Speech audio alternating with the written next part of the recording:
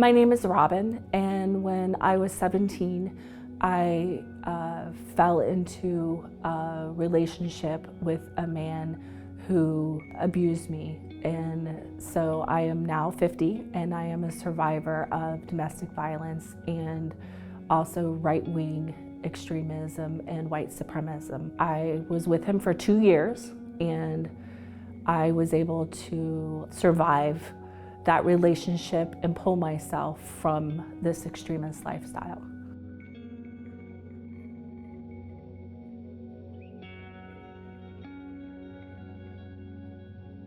I went through a lot of trauma as a child. When I was 9 years old, I was molested by a great uncle. And because there wasn't any help given to me as a child, this led to me also being raped when I was 12 years old by 2 boys in my neighborhood who were in high school. I was 12 years old.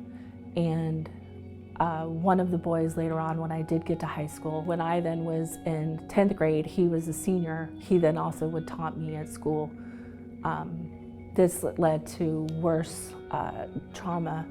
And my mom then also was re-diagnosed with cancer. She had had cancer when I was 10 years old and had a bilateral mastectomy.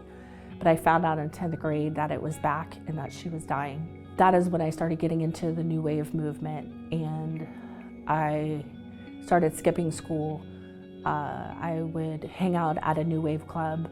My friends that were my safety net were in the new wave community and what we would say now the LGBTQ plus community, because I felt safe with them, that I wasn't going to be attacked, sexually assaulted. And I would go to the new wave clubs, and my gay friends would get me into the bars, the gay clubs, and they would have a new wave night, and I would go in there and I would drink on a school night, and I would skip school a lot. And after my mom died, I basically stopped going to school.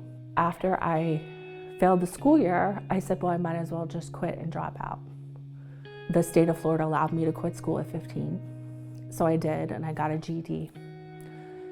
And all that did was then propel me into further self-destruction. My father decided that he was going to move us to Fort Lauderdale, but my brother had also moved in with us, and my brother is also one of my biggest abusers in life. We moved to South Florida, and I had no friends, no one around me. I had decided I wanted to go back to high school, even though I had a GED, just so I could meet some people. And I met some other kind of new wave people there. And I went to a party, and I felt left out, and I drank too much, and I was too depressed, and I went home. And that night, I tried to kill myself. So after that, I ended up in a hospital for teenagers for a month. After I got out is when I ended up meeting my first skinhead boyfriend. And that skinhead boyfriend was not an extremist, but he was also, you know, a dirtbag pretty much. And we had went to New Orleans where I lived on the streets. I just didn't want to be at home with my brother. And anytime I had run away, my dad would never call the police, didn't even bother looking for me. When I broke up with that boyfriend, I did go back to live in the trailer where my brother was, and it wasn't long afterward that I met my extremist boyfriend. I saw him walking in the mall, and he looked so badass and so cool and tough, and I just thought, oh, well, I want to be, you know, tough like that. And I went up to him and said hi and met him, and not too much longer afterward, I ended up meeting him. I was at this guy's house, and literally he said to me, do you want to move in with me? And I did. I moved in with him. I didn't even know him. I just wanted to get away from my brother, obviously. And that choice, that impetuous choice, would lead to 2 years of absolute horror for me.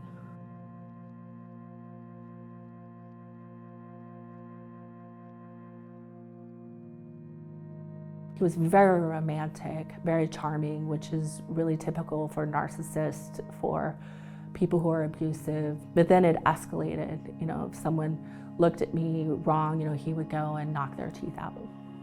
Then he got in trouble with the police, and we ended up going on the run. And we ended up getting with extremists in Orlando and then in Atlanta. And that's when things started to really escalate.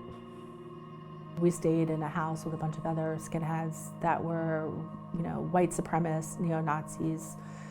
And I only remember fragments. The thing with complex post-traumatic stress disorder is that it's not so much that you've forgotten, is that your brain, to help you cope, has kind of rearranged it. Like, it's always there, but you can't always retrieve the memories so easily. So we stayed with them, and I remember, different things happening, a lot of parties, a lot of skinheads just getting drunk and acting violent. At some point, we met some extremist skinhead from Minnesota, and he invited us to come up to Minnesota, and we decided to make our way with him. He was stopping in Birmingham first, and we went with him there, and that's where one of the most violent things happened that I'll never forget. There was a big party there, and I was wanting to get away from all the craziness, and I was trying to go to bed, and there were no curtains on the windows, and I thought I saw someone standing outside the window, and I just went and told my boyfriend, and next thing I know, they all went running outside. There was like 100 of them looking for someone, and they didn't see anyone, so they ran up to a van that was at the street corner, and they just grabbed some random people that were in the van, pulled them out of the van, and started kicking their head in. For years, I just couldn't believe it, and that I felt like it was my fault. Forever, I felt guilty, like I did something wrong, which was not my intention. But we ended up going to Minnesota. Everything there eventually crashed down. There was a group called the Baldies in Minneapolis. The Baldies were skinheads that were not white power. And there was a girl who was in the Baldies that decided she wanted to defect. This girl came over, told them where the Baldies were. So they went over there, and they pretended that they were friends with them and that they weren't going to be white power anymore. And then they ended up attacking them. They tied them up, beat them with guns, and stole things from them. This ended up leading to the FBI, police raiding. So we ended up fleeing as the police were closing in. We fled to Milwaukee, where people hit us. We fled to Chicago with the Chicago skinheads, hid there. I was just I have to get out of this. I cannot believe that I've allowed myself to in any way be a part of this. So we ended up, I talked him into going back to Fort Lauderdale, but I stayed with my dad with his new wife for just a couple weeks, and I got my own apartment. And that's when he tried to kill me. I told him I didn't want to be with him anymore, and I broke up with him. And I had went on a date with this biker guy, and he was hiding outside my house and saw me coming home from the date, and he had knocked on my door and was crying and saying, "I love you, and you're the love of my life, and please, please, please, let me just talk to you." And I let him in. Next thing I knew, he did what he always used to do, is he would pin me down. He would put his legs and knees and hold my chest down to where I couldn't move.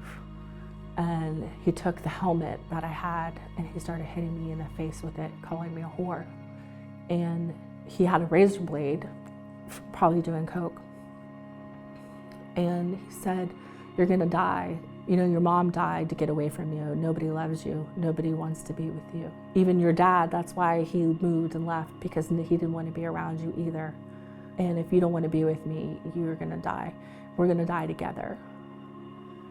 And he started cutting his wrists and his arms, and then letting the blood drip on my face. I don't know what I said or how I said it, but I just kept saying, I love you, I'll love you forever, and somehow I talked him out of murdering me. But my face was all black and blue, and eventually, hours later, I got him to leave. But I just never forget what it's like. He had like really icy blue eyes. I'll never forget it was like with those big, huge pupils dilated, looking at that, and just to stare into my death. And to know that I am going to die, what that felt like. Part of me didn't care because I felt like I didn't deserve to live. But there was still some piece of me that wanted to go on, and I was able to fight through that. I think in some way that kind of relationship is almost like an addiction in a way, because I found myself like missing him, and he still would call, and he then had taken off to California. I said, oh, I don't know, maybe he'll change. And I stupidly decided to go after him, even after all that.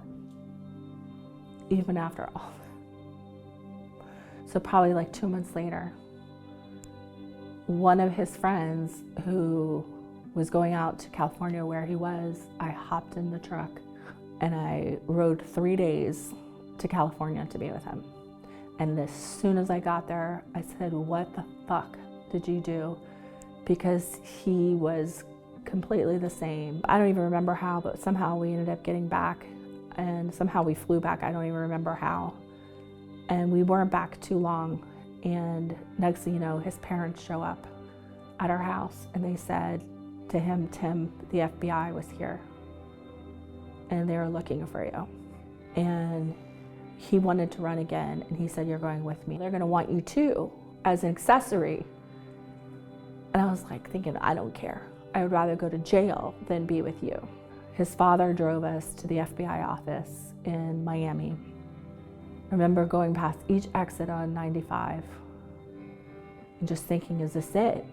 And we pull into the office, we walk in, he says who he is, and they put him on his knees and handcuff him. I said, okay, well, this is my name. Do you want me to? And they said, no, you're free to go. And I just knew, I was like, I felt like I was born again,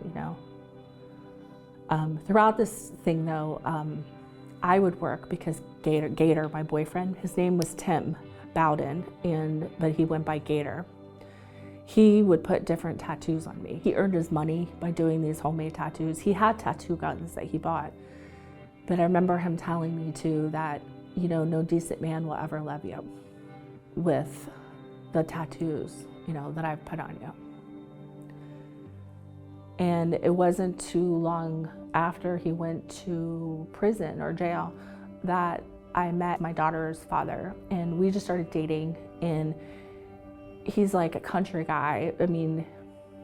Not really my type at the time, but he was nice. Grew up in the same house with his family. I was like, oh my God, like he never even done drugs. He hadn't traveled, and I'd been in like 37 states, and it was just so wholesome. I fell in love with his parents.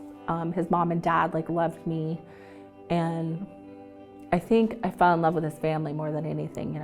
We didn't get married until our daughter was 2. I'll never regret obviously marrying him, even though it was not right, because it provided me obviously that stable place. And his mother to this day is still like my second mother. And what they know from trauma research too is that you are able to build that resilience when you have someone who gives you that stability, that safety. She even came to my wedding with my now husband, who I've been together with for 20 years.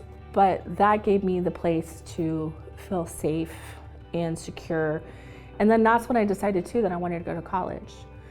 But I actually started going first to therapy when I was pregnant with my daughter, because I knew that I was fucked up.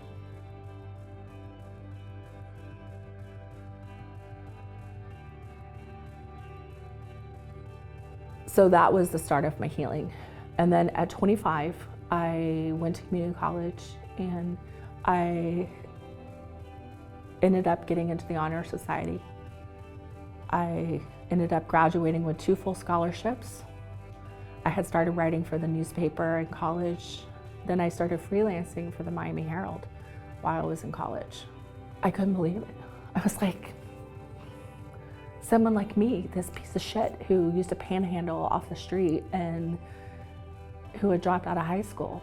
And it was literally 2 years later that I met my husband now.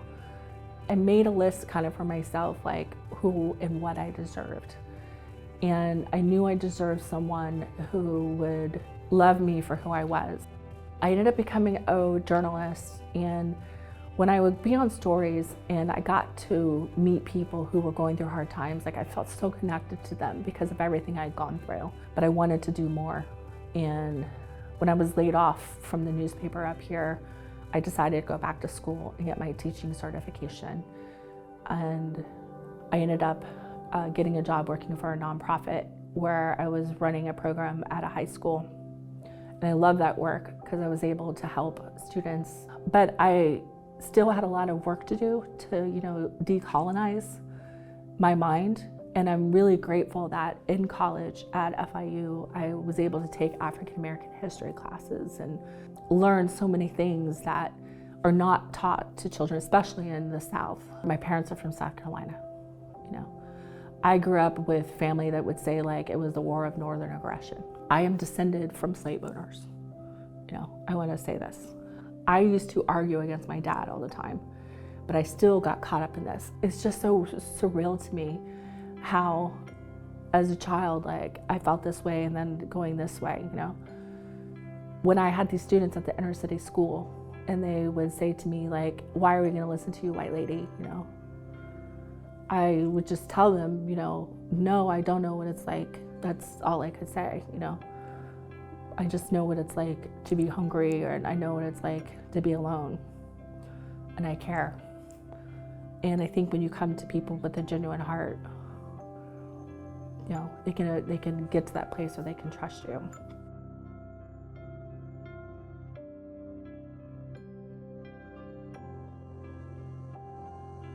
Well, I want to say that for about 30 years now, I have actually usually worn longer sleeves than this.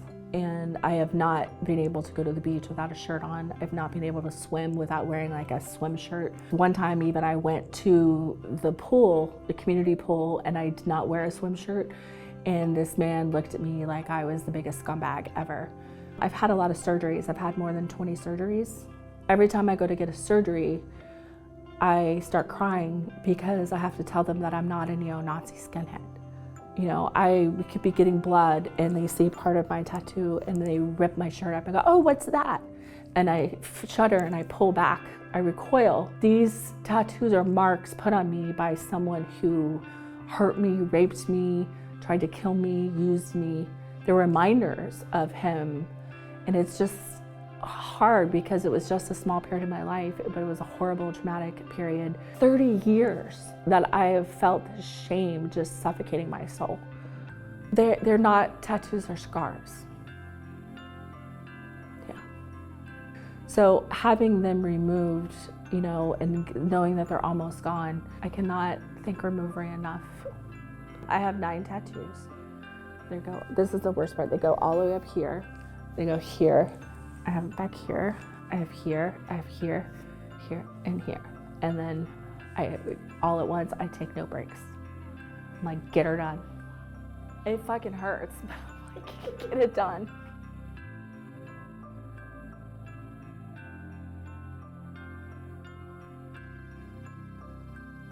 I just really felt like this had to get off of me, and that I could not have anything on me associated with this any longer.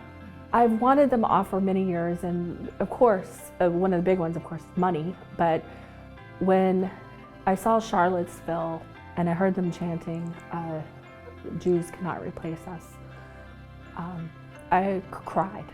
I wept, because it was chanting slogans that I remember hearing 30 years ago, and I could not believe that it was happening, and that it was so much more mainstream, and that I could not believe that things that were underground pretty much 30 years ago and that would have not been acceptable is just considered okay now. how do we get here as a society? You know, what happened during these past couple of decades for us to denigrate so much?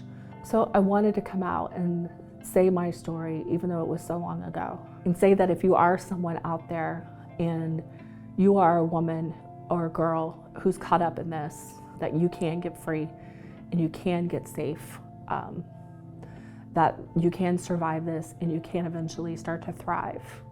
I know that there is a huge problem with domestic violence in these organizations, so I hope that I can do more in the future with this, and we'll see where it goes from here.